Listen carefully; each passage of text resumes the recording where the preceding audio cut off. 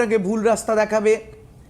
বিষয় হচ্ছে সবাই বলবে আমি করে দেবো, চ্যালেঞ্জ করে দেবো, কিন্তু বিষয় যে লিখিত দেবে, আমার কাছ থেকে লিখিত নিয়ে নেবেন। সময় খারাপ আপনার, আমি অর্থ নেব অবশ্যই, এটা আমার প্রফেশন। আমি লিখিত দেব যে এই সমস্যা থেকে আপনাকে বের করে আমি আনবই, এই লিখিত আপনি নিয়ে নেবেন। তবে এবং এগ্রিমেন্ট থাকবে যে আপনি যদি রামকৃষ্ণদা কাজ আমার না করে দিতে পারেন, আপনাকে অর্থ ফেরত দিতে হবে।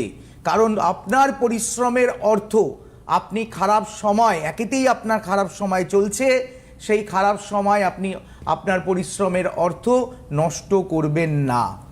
কারণ ভালো সময় আপনারা আনতে হবে।